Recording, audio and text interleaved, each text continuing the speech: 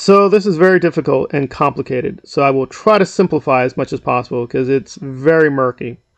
Essentially what happened is Ashton in the early 2000s was dating a girl called Ashley. They weren't technically boyfriend girlfriend. Some people reported that was his girlfriend. As far as I know, that's not true. In any case, he showed up at her house for a date, and then it got very weird. Now this is the version he says happened, that he saw red marks or spots on a carpet and he thought, oh well, maybe she just did some partying. He did touch the door, he didn't go in, and he left. So he thought, well, maybe she passed out. Later it turned out she was murdered by a serial killer. And the way he's framed it for years is it's a tragedy. Oh, I was going out with this woman and then she was tragically killed.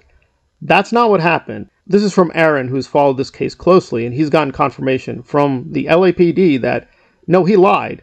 He did go into the house. In fact, physically, he had to go into the house to see what he said he saw.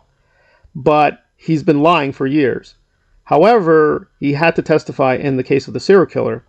And he could have prevented this. Like, how much he could have prevented, we don't know. For instance, if he had seen the body, he might have been able to help her and she might still be alive. We'll never know. And even if she was dead, he could have given accurate testimony to the police, but he didn't do that. So he put the police and the prosecutors in a bad situation, because if they went with his testimony, yes, they could arrest the serial killer, but the testimony is false. So that would destroy the case. So they allowed him to do perjury when talking about the serial killer case to make the serial killer look bad and put him away. And the evidence against him is overwhelming, so don't feel sorry for him. However, we're kind of stuck. On the one hand, he committed perjury. On the other hand, if we do more investigating, this might help the serial killer. So this is a really, really bad situation. What's even worse is he keeps lying about this, saying that, yeah, it's just a tragedy, but I only saw wine on the carpet. It's going on Chris Quell. He's all over the place. And well done. We love Aaron over there. Go check out Growing Up Scientology. The work he does over there in exposing Scientology and all the things they do. It's really well. It's amazing. It's important. And we love and support him. Here's one more little clip from that show. But you can watch go watch his Ashton videos. He's got a lot of insight if you want to learn more about this. So anyone who's trying to scare Chrissy that, oh, you're the sole source of this, he's going to come after you, she's not. Chrissy is the source of the information about the content of the phone call that Ashton Kutcher made to Danny Masterson after leaving Ashley Ellerin's house and finding her dead. That is how I know Ashton Kutcher sat outside his house for an hour calling people, his manager, his agent, friends, Danny Masterson.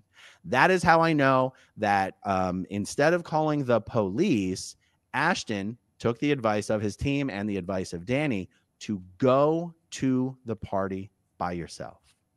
No, all the evidence says that you went into the house, you saw her body, and she was stabbed, and you went outside and called Danny Masterson.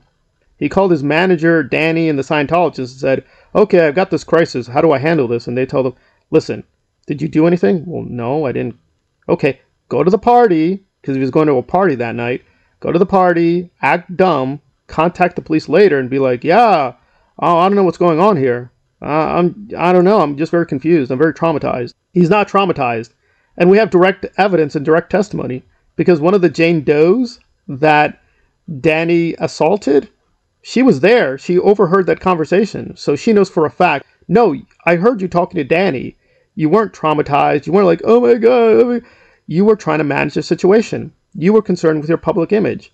So basically, he forgot about her. The serial killer continued to commit mass murder, and he tried to forget about her. But eventually, he was caught, and he was forced to testify. And the media reported, like, oh my God, it's such a tragedy for Ashton.